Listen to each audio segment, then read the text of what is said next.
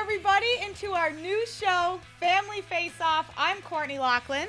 I'm Craig Laughlin. We're so excited to bring this show to you every week. It's going to be all throughout the Capital season. And it's amazing, Dad, because it's right in our nice little basement, so you don't have to go far to go to work. It is fantastic. Come down here, put on my brand new sweatshirt, get ready for the show, and I can't wait. I like that. I need Thank one of you. those. So we're very excited for this new show, Family Face-Off. We're going to be talking all things Caps for this 56-game season that they're starting on Thursday.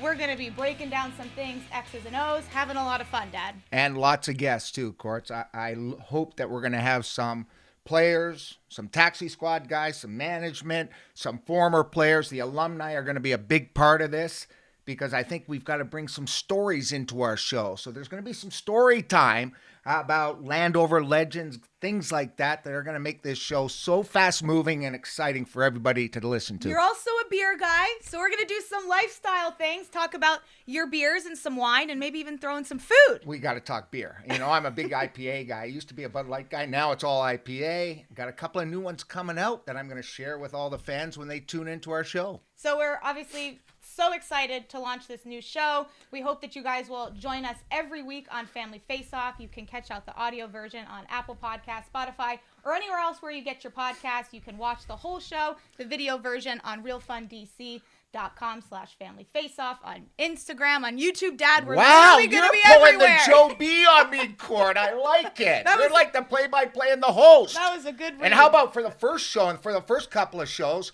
Tommy McFly in the house, He's helping around. us put this together as the producer and a director and a content developer and making sure I stay in line and on time. And.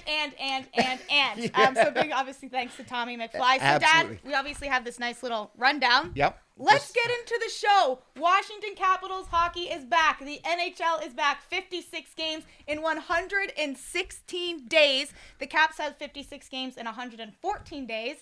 I know you're pretty exhausted just thinking about that. Yes, I am, because I've been off for a while. Yes, you have. But just don't stutter or bumble today. Okay. All right? Oh, yes, I will. I do it on air. Why not do it here? This is a good practice run for you. So let's get into the Caps then, because a lot of things happened at the end of last season when the Caps were in the bubble. Awful playoffs performance by them. They lost to the Islanders. Yep. Awful. So they made a lot of changes. Let's first start with the head coach. New coach Peter Laviolette comes over and takes over the team for the Caps. Todd Reardon out. Laviolette, one of the most experienced guys in the NHL, was available after his tenure in Nashville. I thought it was a great hiring by Brian McClellan. I think when you look at Laviolette, you know, I always thought him as this stern guy. And as you get to know him, he's a real player-friendly coach. And the one thing I like about his teams, he's focused on details and he's focused on defense first. He really relies on defense. I think his 5 years, if you look at the statistics with his time in Nashville, they allowed the fewest goals over his 5 years, but they still scored a ton. Right. So I'm excited to see how the players respond to Peter Laviolette. And it's interesting because when you look at Reardon and Trotz, they were kind of the same voice, right? For 6 seasons that these guys on the Caps had, listening to the same message. And I feel like sometimes as a player, you get kind of deaf and numb to those messages that a coach is going to tell you. So I think I love the move. I love that they're bringing in a new coach to kind of maybe light some fires. And experienced. Yes, he's actually one of the only coaches in Caps franchise history that comes with cup experience. Yes. So he brings a lot to the table, and I'm excited to see what he can do to motivate players like Kuznetsov, that I know we've all been saying we want to see more out of, right? So it's going to be, I'm really interested to see how he can really motivate players and get them to perform their best. I think the players, though, you know, it's a short camp that they've been through. They've had to take a lot in, a lot by tape, a lot by Zoom. He can't really have team meetings in this current environment of COVID. So he's had to use a lot of tape, a lot of Zoom calls and things like that. The big thing that I'm looking forward to is how the players now translate what they've learned for many years under the Trotz and under the Reardon, and grasp the new terminology. Every coach has new terminology, and Reardon, McCarthy, and all the guys now have different terminology for probably the same plays on the ice, but now players also have to be mentally sharp with him. I remember one of yours was, and I used it at Potsdam all the time, it was Unlucky. So when you made a bad play, Yep. it wasn't that you made a bad play on the ice. It was, that was an unlucky play. You always give a clap. And I always use the other one, the defensive zone is a work zone, the neutral zone is the speed zone, and the offensive zone is a fun zone. I hope that translates for this edition of the Caps. So they got a new coach. Yep. Let's go through the forward lines. Not a big overhaul or change there. But they did add Connor Sherry. Yep. And they did add Daniel Sprong, who will be an interesting addition to the Caps. Excited to see him. So really just some tinkerings on the third and fourth lines. Well, I think that's what you had to do. As a coach, you don't want to come in and all of a sudden overhaul anything. Right. Because this Caps team, fans, if you remember well, as I do, Cup winners a couple of years ago, one of the most consistent franchises in the NHL the last decade. So you don't make a lot of drastic changes. He's going to come in and make some tweaks, and you could see the tweaks right off opening of training camp. He starts Kuznetsov with Ovechkin and Wilson. He then flips back to the old and true Backstrom, Ovechkin, and Oshie moves him up and around. So to me, I think there's those type of tweaks as a coach. But Sherry coming in from Pittsburgh, winner. You have Sprong, young and exciting, and supposedly has a gunslinger's type mentality. He loves to shoot the puck. And Court, they've been craving for Connolly. Yep. When they lost Connolly, they lost a lot of offense, and they haven't been able to replace that. So a guy like Sherry, a guy like Sprong, hopefully can fit in the 3-hole in the third line. That secondary offense, and I remember when they first signed Sprong and they brought in Sherry, I was like, that's an interesting move. And I remember we had a conversation of, they need that secondary scoring, and you proved right? the point to me, Court, because you quickly brought up highlights of Sprong and his goals. I did. And one thing we do know about him, he shoots from everywhere. A lot of his goals, from sharp angles. Yep. I don't care where the kid scores from. They need that production. There were a couple goals or a couple shots that he literally would just drive down the side and shoot it almost from the goal line. Absolutely. And make great Good shots. for him. So, keep shooting. And that's something that I think the Caps are going to want to focus on, especially under a new system with Laviolette. Well, what he wants and what McCarthy wants is a volume of shots. Yeah. They still like the lateral pass at the dots like former coaches Reardon and Trotz did to move the goaltender, but they now want to create more layers of offense. And to me, this is exciting to see with the talent that they possess. So layers of offense obviously starts as well with defense, right? Yeah. So defensive core looks quite different this year for the Caps. Big news is that Michael Kempny will be out, suffering a very bad injury. Second one is career. Tough luck. Very tough luck for him. Some big moves on the back end. Huge. Which one do you want to start with, Dad? Go ahead. You lead them. Okay, so as the lines heading into Thursday, you've got Orlov and Carlson, Dillon and Schultz. And we even had a conversation about this when they signed Schultz. And we started looking him up. He comes from Pittsburgh. I hope that translates well because they had Niskin and Orpik, similar style of play the Pittsburgh Penguins systems, have. being aggressive. And they like to make sure that the defensemen get the puck into the hands of the forwards quickly in the breakout. So I'm interested in seeing how he can fare with the Caps on the blue line as well as on the power play. Their power play has been sliding significantly the last 3 years. Right. So can he and what can he add to the power play? I think when you look at Justin Schultz, the one thing that he brings to the table is excellence in skating. He's always been a terrific skater. I don't know whether it was his time in Edmonton where you have to skate to play in that building and skate for the Edmonton Oilers. Then he goes to Pittsburgh, and he actually had a hand in their first power play when Letang was injured a lot. So he had that opportunity. The problem with Schultz overall is when you look at his numbers and his career, he has great years and then a subpar year. And to me, it's about his consistency. And I think a player of his caliber, just alone his skating ability, shores up the Caps' idea of offense. They want to spend more time in the offensive zone, and he's the type of guy that can deliver it. So how about one of the big signings? Biggest ever. Keep going. Big in height, big in longest stick in the NHL. Zdeno Chara. I actually think Caps fans loved this. I think they're not going to know what to expect when they see him on Thursday in a Caps jersey. Well, I think some people were questioning it because they always look at the age, 43. Right. The guy is built like a 33-year-old. I swear he ran from Boston to join the Caps. That's what great shape he is in. So Zdeno brings a winning attitude, winning a cup. He brings a mentality of doing whatever it takes to win, meaning he's a warrior. His size is a factor. He's got instant respect around the NHL.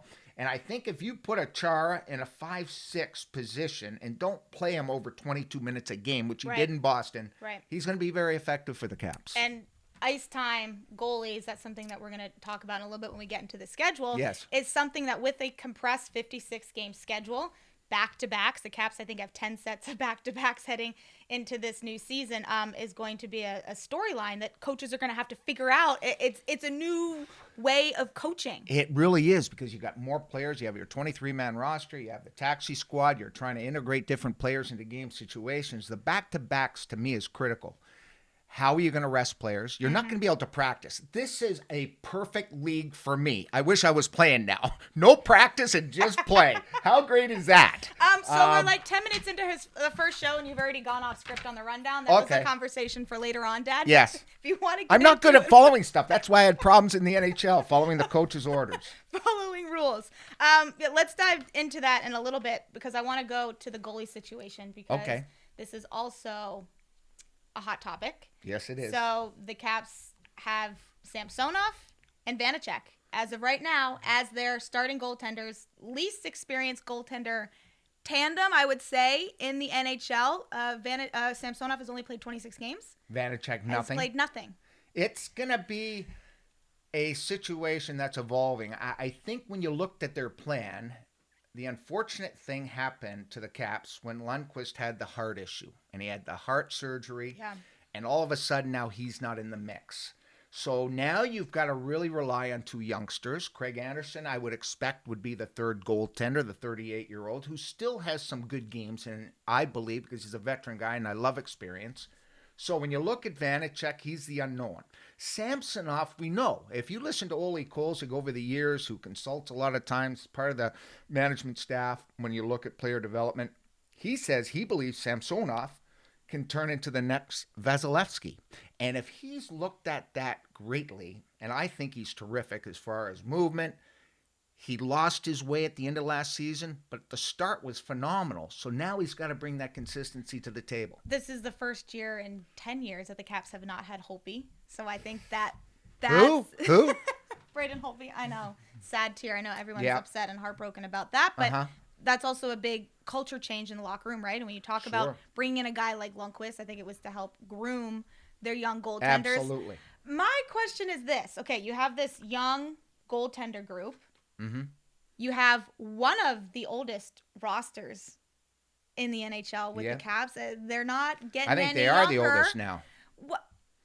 I don't know. To me, one of those almost has to be their Achilles heel. Is it their age or is it their goaltenders? I might say their goal. I'm nervous about their goaltender duo. I really am. I think a lot of people are looking at that as maybe their Achilles heel, but they want to go out and prove it. I think they're two goaltenders that get along well. They've got the backup that they're going to probably have Anderson. Yeah. And to me, players in front of him, the way they've dialed in their defense is going to be exciting, because to me this could be the best defensive core that the Caps have had as far as depth. They have 10 or 11 guys now in the organization that have played in the NHL. Right.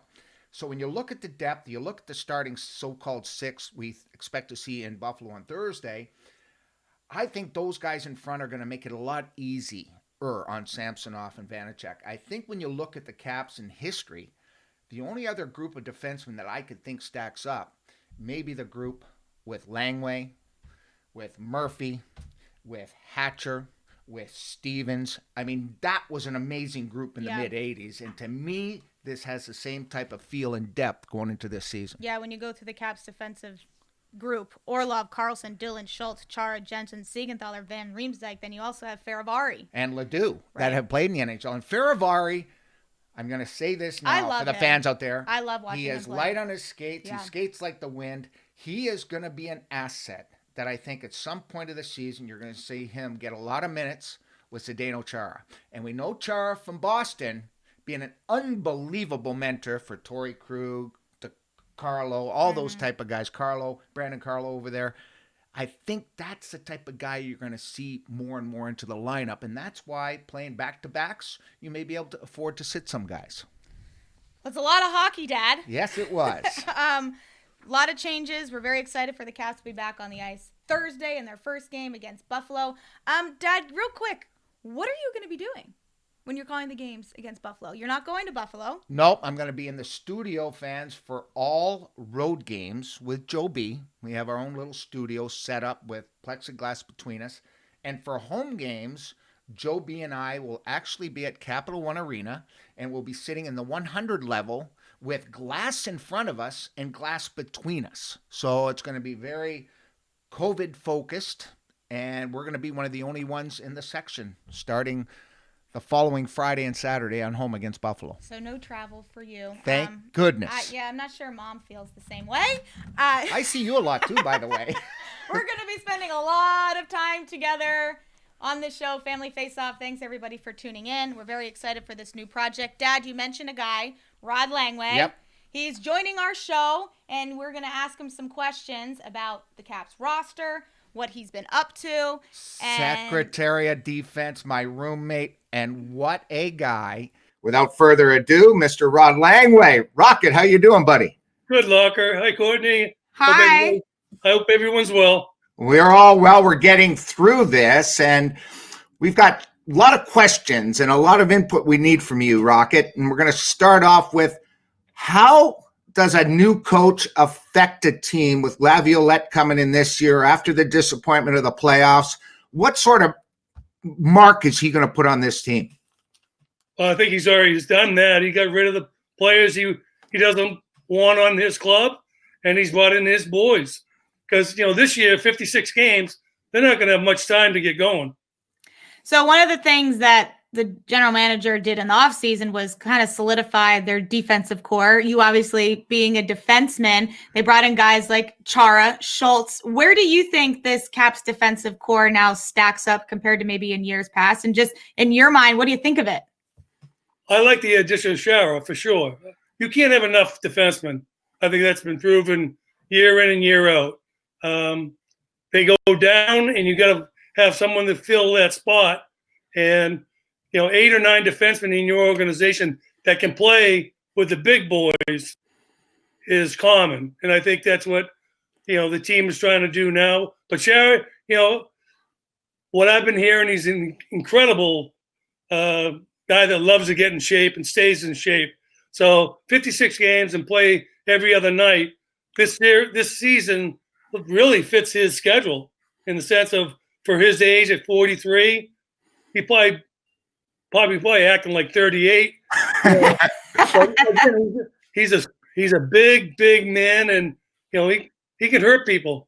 Now this team, they're talking about playing right left on the blue line. It seems to be a trend in the NHL. Did you have any problem, Rocket, in your career shifting from one side to the other? I know you were always mostly on the left, but could you easily shift to the right?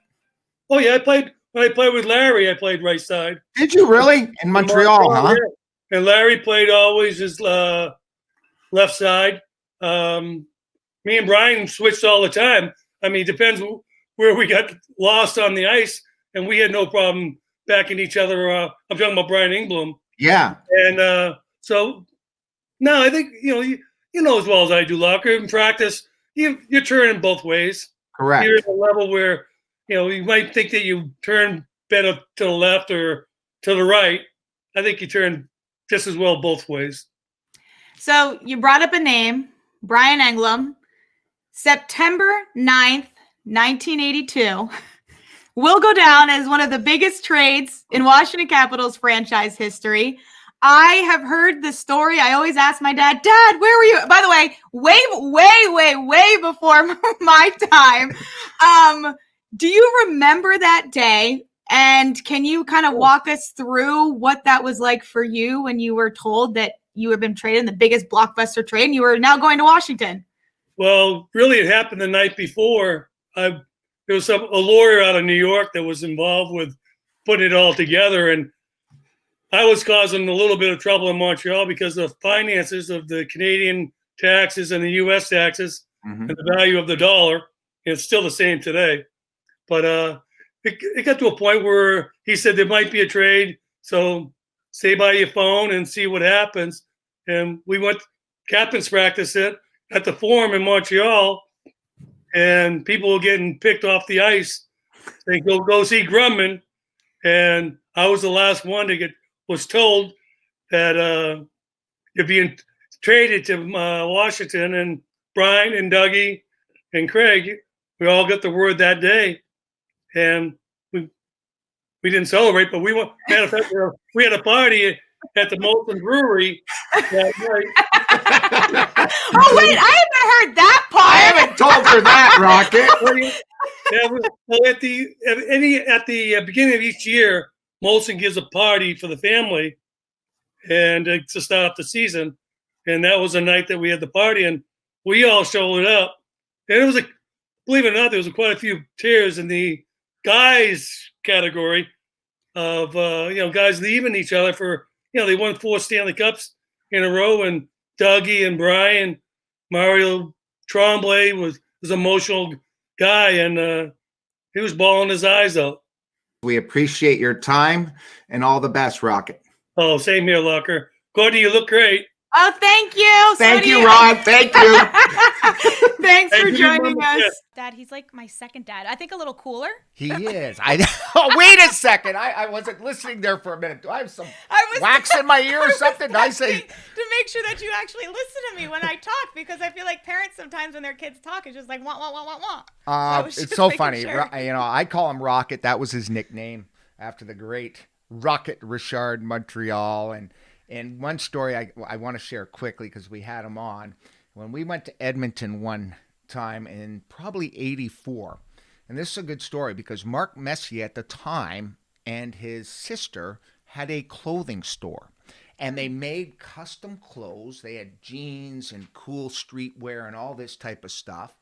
And out of the blue, someone at the team had notified Mark that Langway was called the Rocket. Well, lo and behold, the next morning at practice, in comes a leather jacket with a rocket ship on the back. No way. Yes. The coolest thing we've ever seen, and he's always been known as the Rocket, and he's one of the greatest guys I have ever played with, starting in Montreal and then moving here on to Washington. I wish you had asked him if he still had that leather jacket. And I'll tell you one more story because it's about Rod.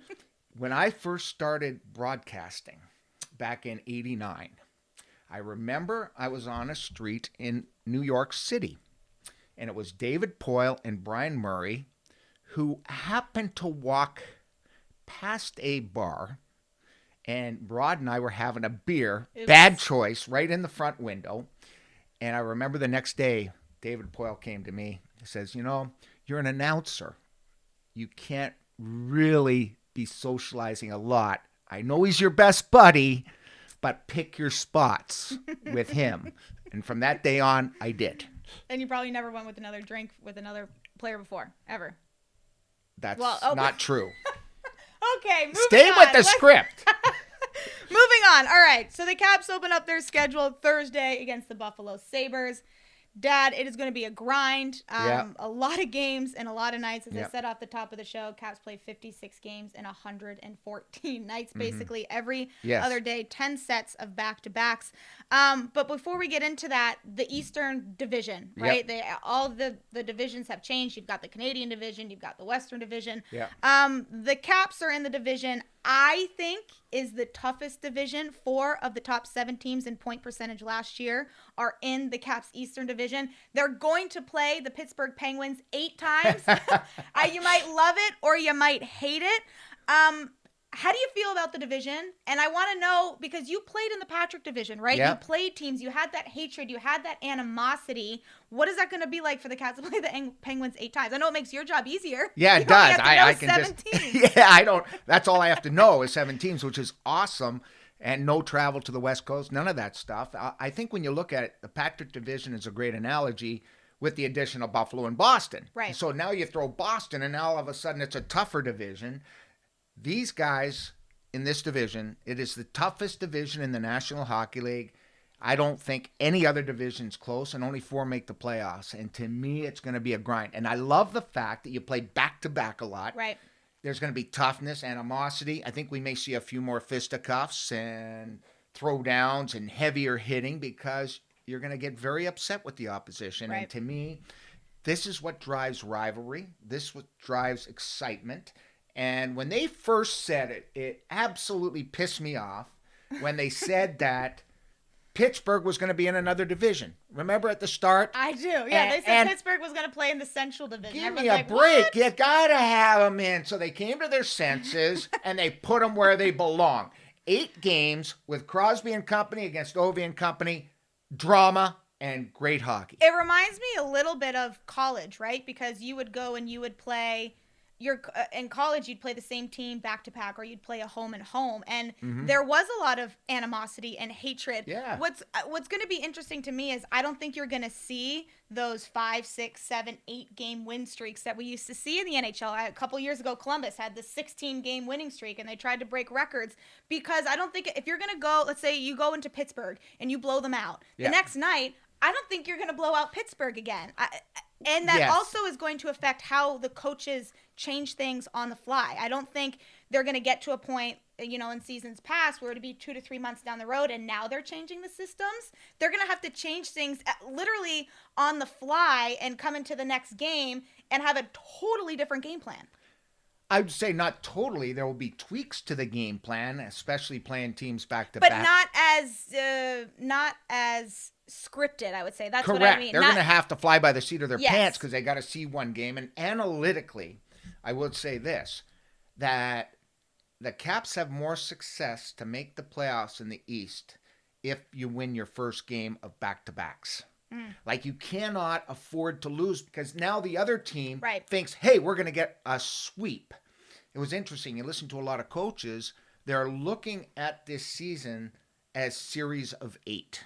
And if they go above 500 against every team in a season of 8, you're going to make the playoffs. And that could be the way a lot of coaches are looking at this. How do we break down and compartmentalize the season so that the players stay focused and that we can make the playoffs? Because there's going to be 4 teams out in the East Court that probably may deserve to be in at some point. So playoff, the Eastern Division. Give me your shoe-ins. Okay, Boston in. Flyers in. Okay, then Caps in. Okay, you're 100% saying the Caps are in.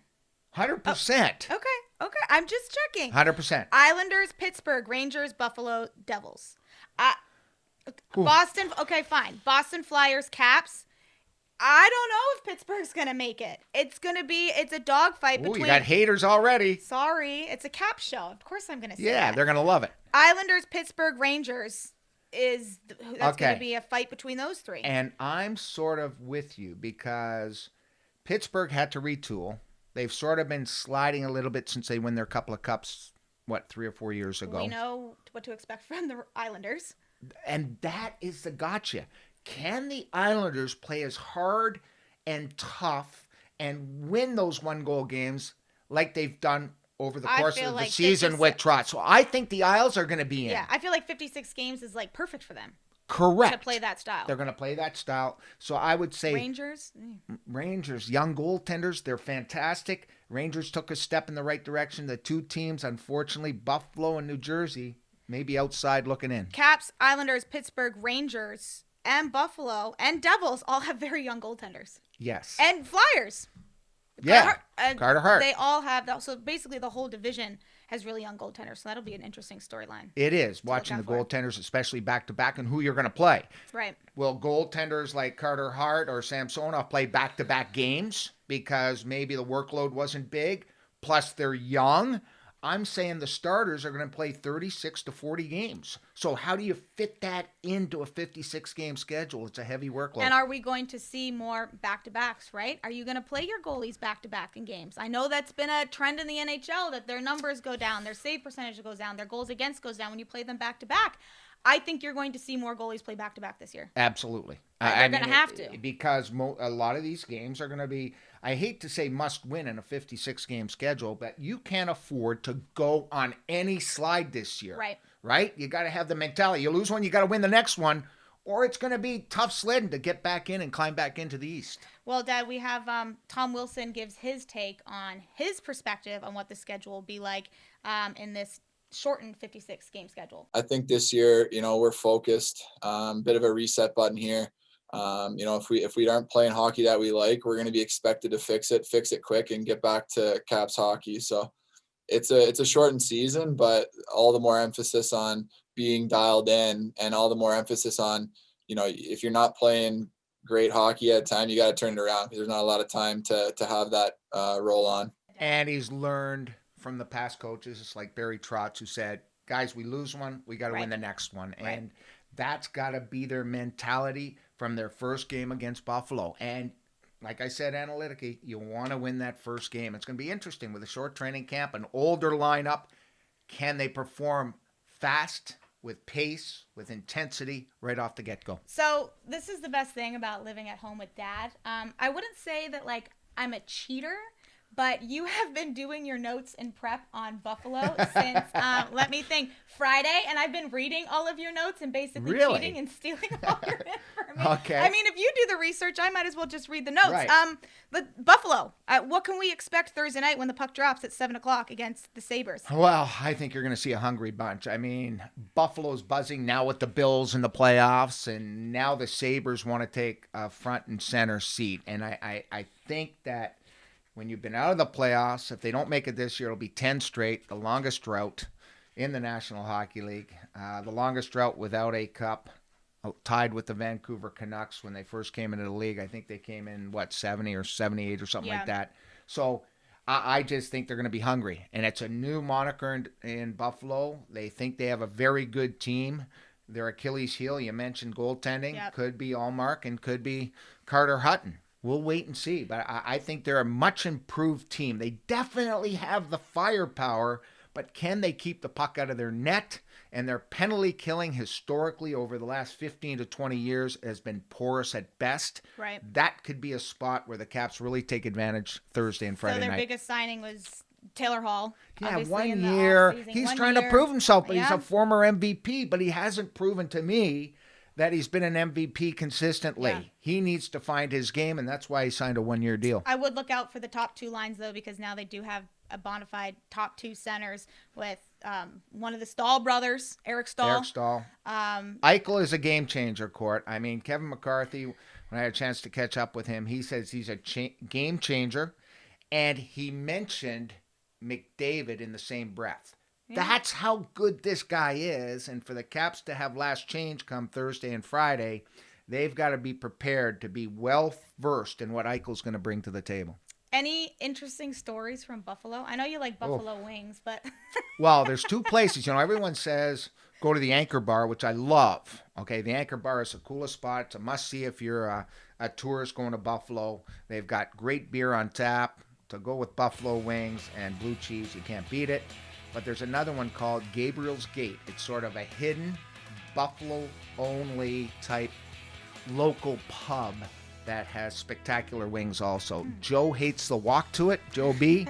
But we always get him to go there because they know I'm an expert when it comes to chicken wings. Better wings, that or Mom's wings? Mom's wings are the best. Hot, crispy, not too gooey and lots of sauce on them. More dry, but definitely a wing, a beer, and I am set. Well, you won't be doing that on the road, though. No, but that's what I'll be doing right after this show. Oh, Mom, did you hear that? We're making chicken wings. Yeah, just yell upstairs. That's true. Right from our basement. It's pretty easy. Dad, we're excited for the season to start. Games against Buffalo, then they play Pittsburgh. Do we even want to talk about Pittsburgh? Nah, they're in rebuild mode, and Jari's their goaltender. I'm surprised they got rid of Murray. They're trying to do the same thing the Caps are. I think there's a lot of retooling going in all along in the East. I am really excited, though, to see the Caps play the Penguins 8 times. It's exciting. You always love to see Ovechkin and Crosby and Malkin and Kuznetsov and Carlson and Letang. I mean, it's just literally, it's like the perfect I don't think you missed anybody. That's it. So we're excited. We thank you guys for joining in on our first episode of Family Faceoff. You can catch us every week breaking down the Caps, the games before, the games after, the schedule, chicken wings, beer, lifestyle, guests. Did I miss anything? Please check in with the lockers. The lockers are going to bring some fun stuff to your podcast. We're excited so you can catch us every week. And, next time, am I hosting or no? Yeah. I don't want to. I like the way it turned out. I like the way it turned out. Okay. We kept things on point, Dad. Good job. Good job, Dad. Nice job. You Go can catch Caps. us out on podcasts anywhere you get your podcasts, Apple Podcasts, Spotify. You can watch the whole show at realfundc.com/family faceoff. We'll see you guys next time. And thanks for to joining Tommy us. McFly for doing very little.